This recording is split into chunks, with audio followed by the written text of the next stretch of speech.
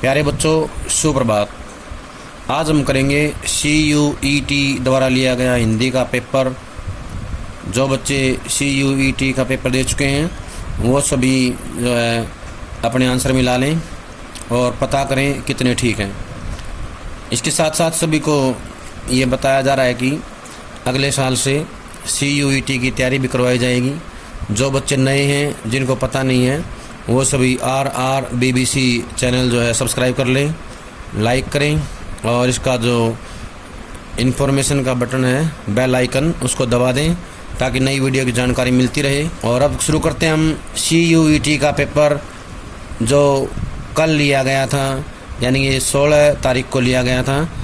प्रश्न नंबर 1 है, निम्नलिखित में से अशुद्ध वाक्य का चयन कीजिए। अशुद्ध वाक्य बताना है। ऑप्शन दिए गए हैं, आप लोग भोजन कीजिए। दूसरा ऑप्शन है, मैंने यह पुस्तक पढ़ी है। तीसरा है, गाय की रंग काली है। चौथा है, हिंदी ने फारसी के शब्दों को यथावत ग्रहण न करके उन्हें अपनी प्रकृति के अनुरूप डाला है। तो इनमें से कौन सा उत्तर जो है इसका अशुद्ध है वो बताना है। तो बताना है तीसरा नंबर, गाय की रंग काली है, ये क्या है, अशुद्ध वाक्य है। प्रश्न नंबर 2 है, निम्नलिखित में से देशज शब्द की पहचान कीजिए। ऑप्शन नंबर 1 है क्षीर, अग्नि। नंबर 3 है पुष्प। ऑप्शन नंबर 4 है पगड़ी। तो इनमें से सही उत्तर आएगा पगड़ी। पगड़ी जो है इसका सही उत्तर है। प्रश्न नंबर 3 है, सूची 1 को सूची 2 से सुमेलित कीजिए, यानी कि मैच इट है, मिलान करना है। वाक्यांश दिए गए हैं। ए में जानने की इच्छा, उसके आगे दिया हुआ है अनुपम। जिसकी उपमा न हो उसका दिया हुआ है बहुज्ञ। जो बहुत जानता है जलज। उसके बाद है जल में जन्म लेने वाला, इसका उत्तर है जिज्ञासा, आगे दिया हुआ है। अब इनका मिलान करना है, कौन सा किसके साथ सही मिलान होगा।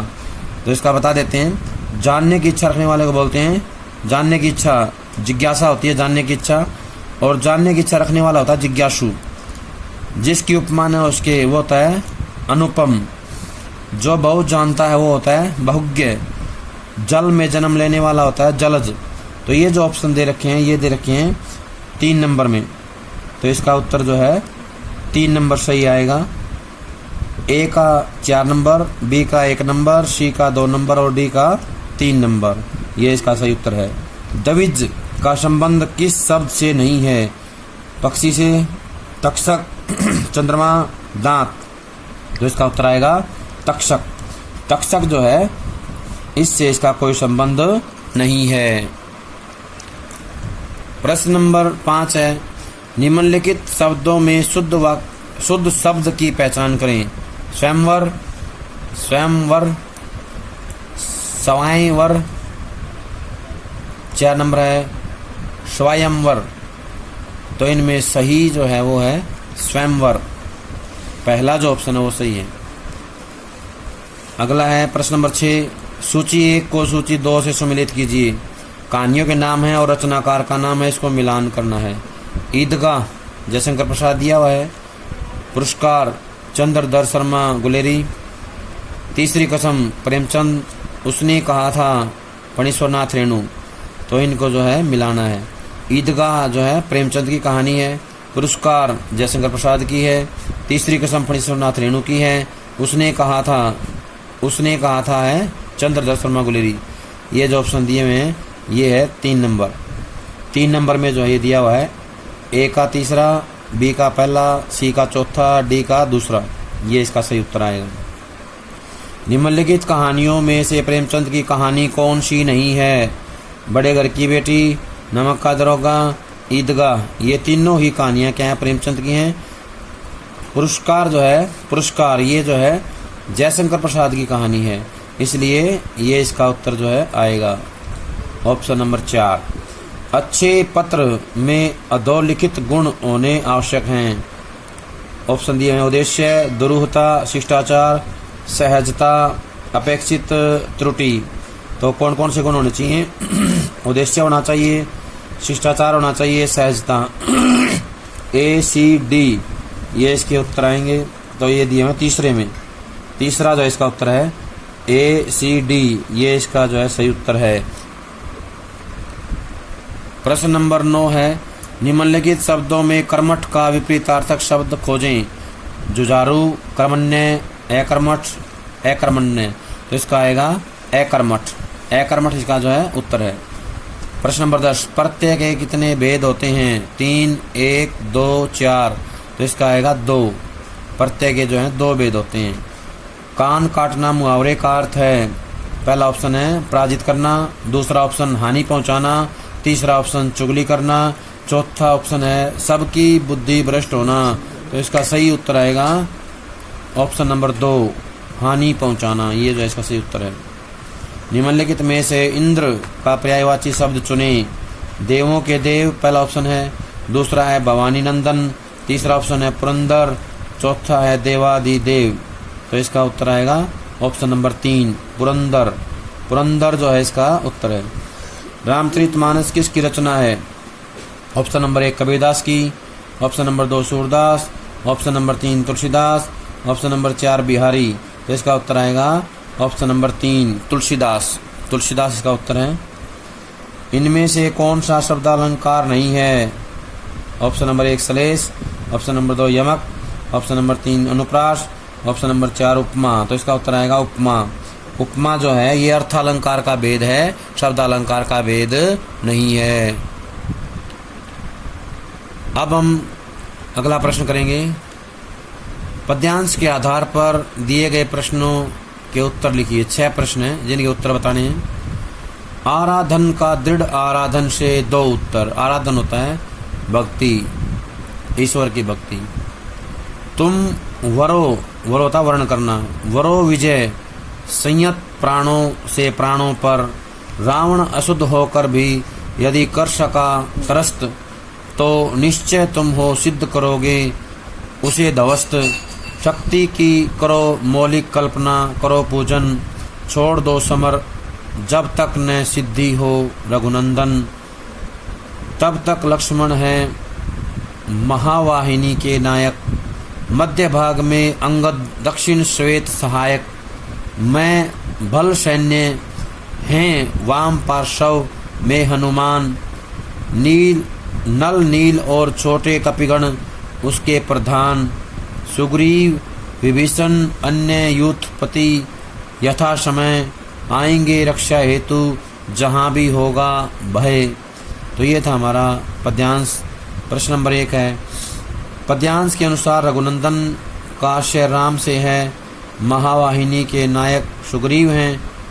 तो ये दोनों जो वाक्य दिए हुए हैं, तो प्रश्न है उपयुक्त कथन के आलोक में नीचे दिए गए विकल्पों में से सबसे उपयुक्त उत्तर का चयन कीजिए।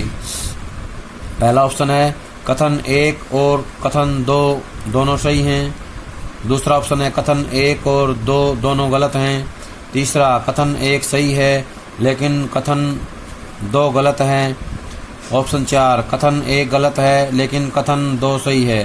तो इसका उत्तर आएगा ऑप्शन नंबर 3, कथन 1 सही है लेकिन कथन 2 गलत है। अगला है, दृढ़ आराधन से क्या तात्पर्य है? ऑप्शन नंबर 1 है हठ योग, ऑप्शन नंबर 2 कठिन साधना, ऑप्शन नंबर 3 सगुण भक्ति, ऑप्शन नंबर 4 वज्रयान। तो इसका उत्तर आएगा सही ऑप्शन नंबर 2 कठिन साधना। कठिन साधना इसका जो है सही उत्तर है। यह पद्यांश किसे संबोधित है? लक्ष्मण को ऑप्शन नंबर 1 है, ऑप्शन नंबर 2 राम को, ऑप्शन नंबर 3 हनुमान को, ऑप्शन नंबर 4 सुग्रीव को। तो इसका आएगा राम को। ऑप्शन नंबर 2 जो इसका उत्तर है। इस पद्यांश में जो है राम को संबोधित किया गया है। भय शब्द का विलोम है। Option number 1 Ajay, option number 2 निर्भय, ऑप्शन नंबर 3 डर, ऑप्शन नंबर 4 पराजय। तो इसका उत्तर आएगा ऑप्शन नंबर 2 निर्भय। निर्भय जो है ये जो है इसका सही उत्तर है। अगला है, निम्नलिखित में से शक्ति शब्द के पर्यायवाची नहीं है। बल ऑप्शन नंबर 1, ऑप्शन नंबर 2 उग्र, ऑप्शन नंबर 3 है सामर्थ्य, option number 4 Akshay, option number 5 है ताकत। तो इनमें जो है ऑप्शन नंबर ये अलग अलग दिए हुए हैं, इनमें से कौन सा पर्यायवाची नहीं है? तो विकल्प दिए हुए हैं। ऑप्शन नंबर 1 में केवल बी और डी, ऑप्शन नंबर 2 केवल ए और सी, ऑप्शन नंबर 3 केवल सी और ई, ऑप्शन नंबर 4 केवल डी और ई। तो इसका उत्तर आएगा ऑप्शन नंबर 1 केवल बी और डी। बी और डी जो हैं इसके पर्यायवाची हैं, जैसे अक्षय, अक्षय और उग्र जो है ये पर्यायवाची हैं, अक्षय और उग्र। अगला है प्रस्तुत पद्यांश में बल सैन्य का संबंध है नंबर 1 कपिगण से, ऑप्शन नंबर 2 सुग्रीव से, ऑप्शन नंबर 3 बालुओं के सेनानायक जामवंत से, ऑप्शन नंबर 4 रघुनंदन से। तो इसका उत्तर आएगा ऑप्शन नंबर 3 बालुओं के सेना नायक जामवंत से जो है इसका संबंध है, बालुओं के सेना नायक जामवंत। प्रश्न नंबर 21 है जिस शब्द से संज्ञा सर्वनाम की विशेषता का बोध हो उसे डैश कहते हैं। ऑप्शन नंबर 1 क्रिया, ऑप्शन नंबर 2 काल, ऑप्शन नंबर 3 विशेषण, ऑप्शन नंबर 4 वाच्य। तो संज्ञा या सर्वनाम की जो विशेषता बताते हैं उसे क्या कहते हैं? विशेषण। क्या कहते हैं? संज्ञा या सर्वनाम की विशेषता बताने वाले को क्या कहते हैं? विशेषण। ऑप्शन नंबर 3 जो इसका सही उत्तर है। जिस शब्द में किसी काम का करना अथवा होना पाया जाता है उसे डैश कहते हैं। ऑप्शन नंबर 1 विशेषण, ऑप्शन नंबर 2 कर्ता, ऑप्शन नंबर 3 कर्म, ऑप्शन नंबर 4 है क्रिया। तो जहाँ काम का करना या होना पाया जाए उसे क्या कहेंगे? क्रिया। तो इसका उत्तर आएगा ऑप्शन नंबर 4 क्रिया। प्रश्न नंबर 23 है निम्नलिखित शब्दों में से आभ्यंतर का विलोम बताइए। ऑप्शन नंबर 1 अभियंतर, ऑप्शन नंबर 2 आसक्त, ऑप्शन नंबर 3 बहिर्मुखी, ऑप्शन नंबर 4 बाह्य। तो इसका उत्तर आएगा बाह्य, ऑप्शन नंबर 4। ऑप्शन नंबर 4 क्या होता है? बाह्य। आभ्यंतर होता है भीतरी, बाह्य होता है बाहरी। प्रश्न नंबर 24 है कार्यालयी पत्र लेखन में अधोलेख के रूप में प्रयुक्त होने वाला शब्द है। ऑप्शन नंबर 1 बहुधीय, ऑप्शन नंबर 2 महोदय, ऑप्शन नंबर 3 महाशय, ऑप्शन नंबर 4 सम्माननीय। तो इसका आएगा उत्तर ऑप्शन नंबर 1 बहुधीय। बहुधीय इसका उत्तर है। कार्यालयी पत्र लेखन में संबोधन के लिए प्रयुक्त किया जाने वाला शब्द कौन सा है? ऑप्शन नंबर 1 प्रिय, ऑप्शन नंबर 2 बंधुवर, ऑप्शन नंबर 3 सेवा में, ऑप्शन नंबर 4 मित्रवर। तो इसका आएगा उत्तर ऑप्शन नंबर 3 सेवा में, ये इसका उत्तर है। इनमें से कौन सा कार्यालयी पत्र का रूप नहीं है? ऑप्शन नंबर 1 कार्यालयी आदेश, ऑप्शन नंबर 2 अर्धशासकीय पत्र, ऑप्शन नंबर 3 शोक पत्र, ऑप्शन नंबर 4 अधिसूचना। इसका उत्तर आएगा ऑप्शन नंबर 3 शोक पत्र। शोक पत्र जो है इसका सही उत्तर है। अगला प्रश्न है निम्नलिखित गद्यांश के आधार पर दिए गए 6 प्रश्नों के उत्तर दीजिए। गद्यांश सुनेंगे सभी। दुनिया से अच्छा ग्रहण करने का अधिकार सभी देशों को है। भारत के ज्ञान विज्ञान चिंतन से बहुत सी चीज़ें दुनिया ने ली हैं। दूसरी बात यह है कि संसार में जहाँ भी ज्ञान विज्ञान विचार जन्म लेते हैं उनमें अन्य देशों की भी ज्ञात अज्ञात भूमिका होती है और यह आदान प्रदान का सिलसिला न जाने कब से चल रहा है। आज भी पश्चिम में हो रहे नवीनतम अन्वेषणों में विभिन्न देशों की मेधा प्रतिभा श्रम कौशल धन आदि लगे हैं। उदाहरण के लिए भारत की अनेक प्रतिभाएं अरसे से अमेरिका और अन्य देशों में उच्च स्तरीय अन्वेषण और संगणक के क्षेत्र में सॉफ्टवेयर निर्माण में लगी हैं। क्या यह प्रकारांतर से भारतीय अवदान नहीं है? उन्नत देशों की वस्तुएं ऊंचे मूल्य पर खरीदकर अनेक छोटे देश उच्चतर अनुसंधान में परोक्ष आर्थिक योगदान देते हैं। इसलिए किसी भी उपलब्धि को किसी भूगोल में सीमित नहीं किया जा सकता। यह दूसरी बात है कि हमें अपनी आत्मनिर्भरता लगातार बढ़ानी होगी और अपनी प्रतिभाओं को निरंतर प्रोत्साहित करना होगा। आयातित प्रदूषण से बचने और अपने सांस्कृतिक उन्नयन के लिए यह अनिवार्य है। प्रश्न नंबर 27 उन्नत शब्द का विलोम है। ऑप्शन नंबर 1 अपमान, ऑप्शन नंबर 2 अवनत, ऑप्शन नंबर 3 असहनशीलता, ऑप्शन नंबर 4 अभिमान। तो इसका उत्तर आएगा ऑप्शन नंबर 2 अवनत। अवनत इसका उत्तर है। प्रश्न नंबर 28 गद्यांश में प्रयुक्त इन शब्दों के सही वर्णानुक्रम का चयन कीजिए। ऑप्शन नंबर 1 है आयातित, ऑप्शन नंबर बी है अधिकार, सी आत्मनिर्भरता, डी उदाहरण, ई नवीनतम। ये जो हैं सब दिए गए हैं। नीचे दिए गए विकल्पों में से सही विकल्प चुनिए। ऑप्शन नंबर 1 में है B C A D E, option number 2 में C D A B E, option number 3 में D A B C E, option number 4 A E B D C. तो इसका उत्तर आएगा ऑप्शन नंबर 1। ऑप्शन नंबर 1 जो है इसका उत्तर है। सबसे पहले आएगा अधिकार, उसके बाद आएगा आत्मनिर्भरता, उसके बाद आएगा आयातित, उसके बाद आएगा उदाहरण, उसके बाद आएगा नवीनतम। ये जो है ऑप्शन नंबर 1 इसका सही उत्तर आएगा। प्रश्न नंबर 29 है गद्यांश के आधार पर सूची 1 को सूची 2 से सम्मिलित कीजिए। प्रत्यय दिए हुए हैं और ऑप्शन ये सूची नंबर 2 में मूल शब्द हैं। कार, उसके आगे नवीनतम है, इक अधिकार, उसके बाद तम आत्मनिर्भर, ता आर्थिक। तो इसमें जो कार है वो लगा हुआ है अधिकार के साथ, अधिकार के साथ जो है कार है, कार प्रत्यय। इक इसमें आएगा, इक में आर्थिक, तम इसमें आएगा नवीनतम, ता में आएगा आत्मनिर्भरता। ये जो ऑप्शन दिए हुए हैं वही इसका उत्तर है। तो इसका उत्तर आएगा ऑप्शन नंबर 2। ऑप्शन नंबर 2 जो है इसका सही उत्तर है। इसमें ए का दिया हुआ है 2 नंबर, तो इसमें ए का 2 नंबर है, कार का होता है अधिकार। ये इसका सही उत्तर है ऑप्शन नंबर 2। नीचे 2 कथन दिए गए हैं। पहला है संसार में जहाँ भी ज्ञान विज्ञान विचार जन्म लेते हैं उनमें अन्य देशों की भी ज्ञात अज्ञात भूमिका होती है।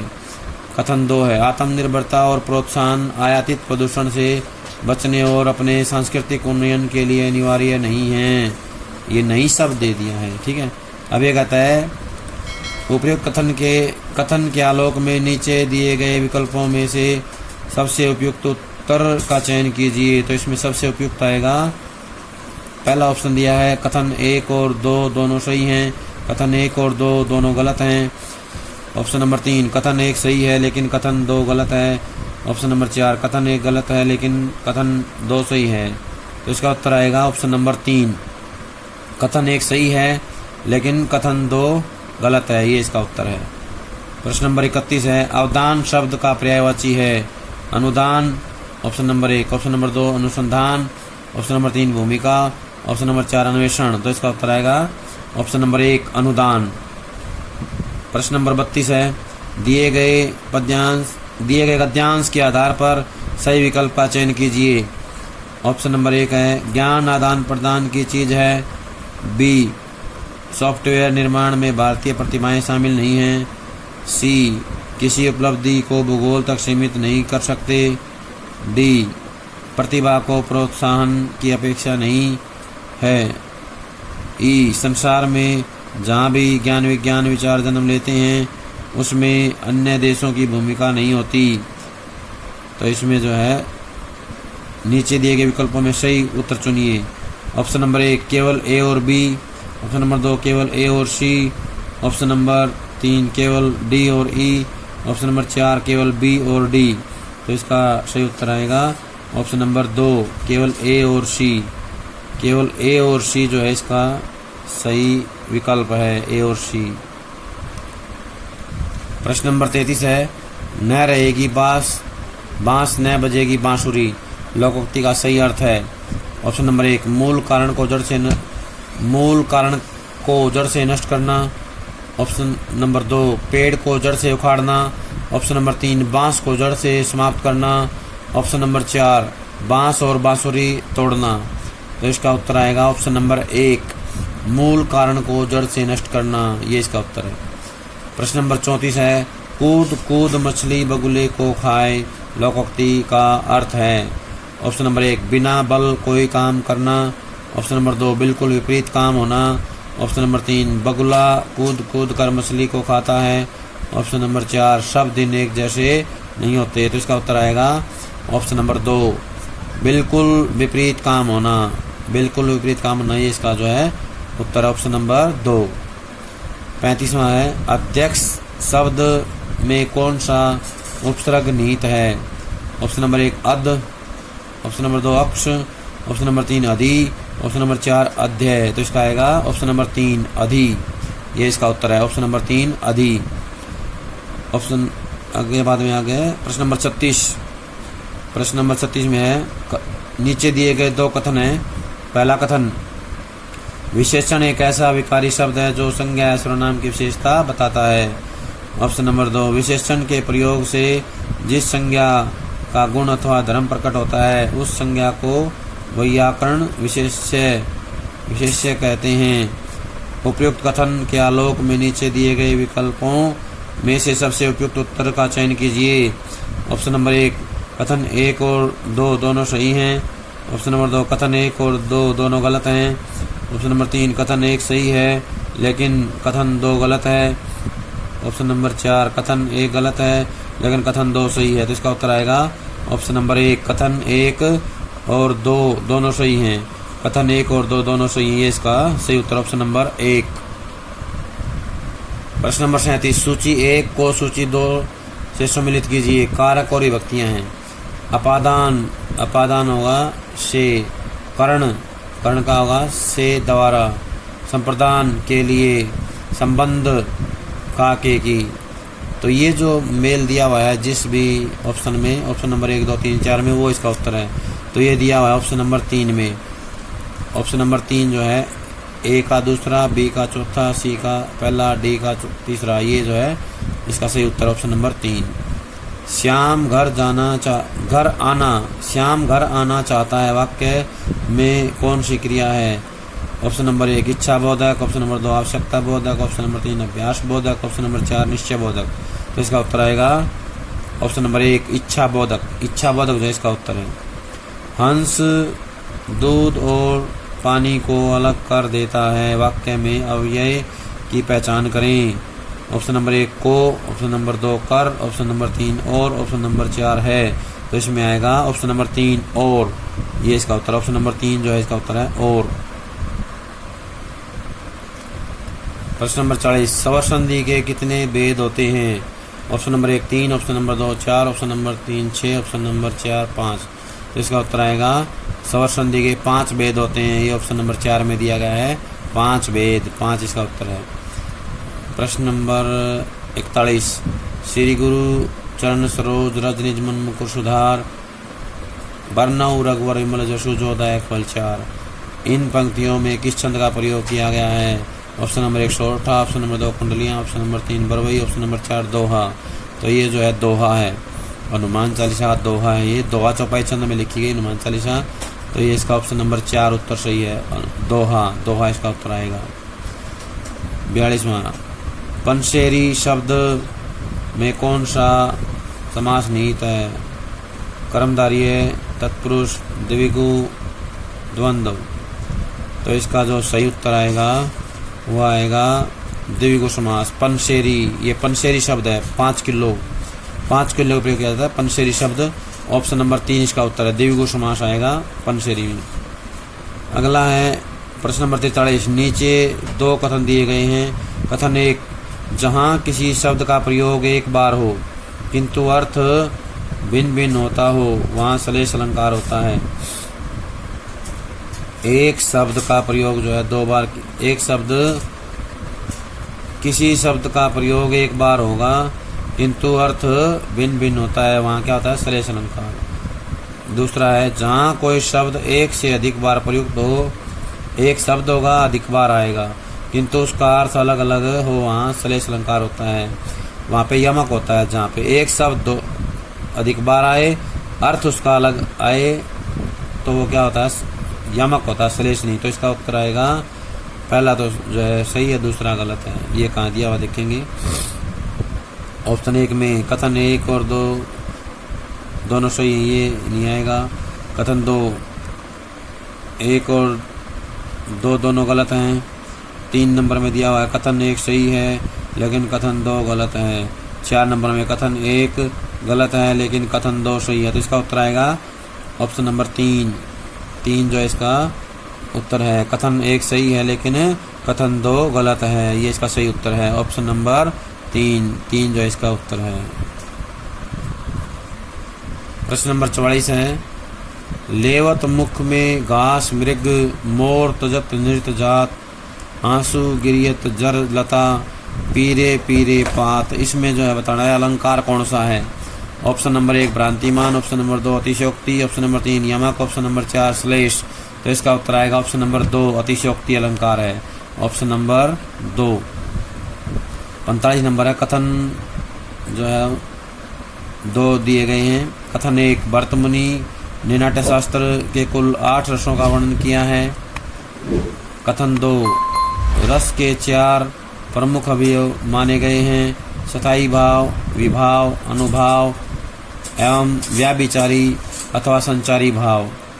उपर्युक्त कथन के आलोक में नीचे दिए गए विकल्पों में से सबसे उपयुक्त उत्तर का चयन कीजिए। ऑप्शन नंबर 1 है कथन 1 और 2 दोनों सत्य हैं। ऑप्शन नंबर 2 कथन 1 और 2 दोनों असत्य हैं।